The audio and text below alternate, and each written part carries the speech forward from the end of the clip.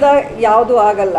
ಪಕ್ಷ ಎಲ್ಲೆಲ್ಲಿ ನಮಗೆ ಅಗತ್ಯ ಇದೆ ಅಂತ ಆ ಪರ್ಟಿಕ್ಯುಲರ್ ಕ್ಷೇತ್ರದಿಂದ ಅಭ್ಯರ್ಥಿಗಳ ಮೂಲಕನೋ ಅಥವಾ ಆ ಭಾಗದ ಶಾಸಕರು ಅಥವಾ ಅಲ್ಲಿ ಆ ಜನ ಕೇಳುವಾಗ ಅವರು ನಮಗೆ ಆ ರಿಕ್ವೆಸ್ಟ್ನ ಕಳಿಸ್ಕೊಟ್ಟು ಈ ರೀತಿ ಪ್ರೋಗ್ರಾಮ್ ಹಾಕಬೇಕು ಅಂತ ಇದ್ದೀವಿ ಅಂತ ಹಾಕಿ ಮಳವಳ್ಳಿಯಲ್ಲಿ ದರ್ಶನ್ ಪ್ರಚಾರ ಮಾಡಬೇಕಾದ್ರೆ ದರ್ಶನೇ ತುಂಬ ಸ್ಪಷ್ಟವಾಗಿ ಅದಕ್ಕೆ ಕಾರಣ ಏನು ಅಂತ ಹೇಳಿದ್ದಾರೆ.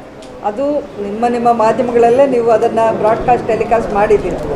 ದರ್ಶನ್ ಅವರು ಈ ಬಾರಿ ಅಲ್ಲ, ಕಳೆದ ಬಾರಿನೂ ನಾನು ಭಾರತೀಯ ಜನತಾ ಪಕ್ಷಕ್ಕೆ ನನ್ನ ಬಾಹ್ಯ ಬೆಂಬಲವನ್ನು ಸೂಚಿಸಿದಾಗ ದರ್ಶನ್ ಆ ಟೈಮಲ್ಲೂ ಮದ್ದೂರಲ್ಲಿ ಕಾಂಗ್ರೆಸ್ ಪರ, ಪಾಂಡವಪುರದಲ್ಲಿ ದರ್ಶನ್ ಪುಟ್ನಾಯಕ್ ಪರ ಮಾಡಿದ್ರು, ಬಿ ಜೆ ಪಿ ಪರವಾಗಿ ಶ್ರೀರಂಗಪಟ್ಟಣದಲ್ಲಿ ಪ್ರಚಾರವನ್ನು ಮಾಡಿದರು.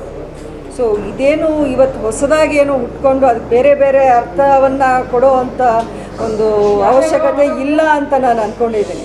ಯಾಕೆಂದರೆ ನಾನು ಸ್ಪರ್ಧೆ ಮಾಡಿದ್ರೆ ದರ್ಶನ್ ನನ್ನ ಪರವಾಗಿ ನಿಲ್ತೀನಿ ಅನ್ನೋವಂಥ ಮಾತು ಅದು ಅವತ್ತೂ ಹೇಳಿದ್ರು, ಅದನ್ನು ಮಾಡಿದ್ದಾರೆ, ಮುಂದಕ್ಕೂ ಮಾಡ್ತಾರೆ, ಅದರಲ್ಲಿ ಎರಡು ಮಾತಿಲ್ಲ.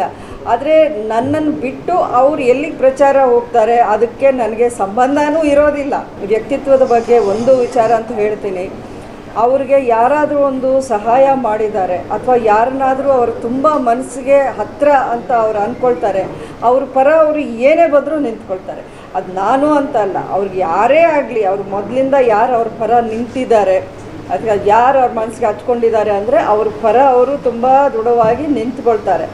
ಅದರಲ್ಲಿ ನಾನು ಹೋಗಿ ನೀನು ಇಲ್ಲಿ ಹೋಗು ಅಲ್ಲಿ ಹೋಗಬೇಡ ಅಂತ ಹೇಳೋ ಒಂದು ಪ್ರಶ್ನೆನೇ ಇಲ್ಲ. ಈಗ ನಾನೇ ಆ ರೀತಿ ಅಥವಾ ಪಾರ್ಟಿನೂ ಆ ರೀತಿ ಆದರೆ ನಾನು ಬಿ ಜೆ ಪಿ ಯಾಕೆ ಸೇರ್ಕೋಬೇಕಿತ್ತು?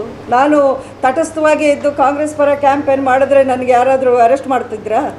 ಏನಾದರೂ ನಿರ್ಬಂಧ ಆಯ್ತಾ ನನಗೆ ಬಿ ಜೆ ಪಿ ಜಾಯ್ನ್ ಆಗಲೇಬೇಕು ಇದೇ ಟೈಮಲ್ಲಿ ಅಂತ? ಎಲೆಕ್ಷನ್ ಬಿಟ್ಟು ನಾನು ಜಾಯ್ನ್ ಆಗ್ಬೋದಾಗಿತ್ತು.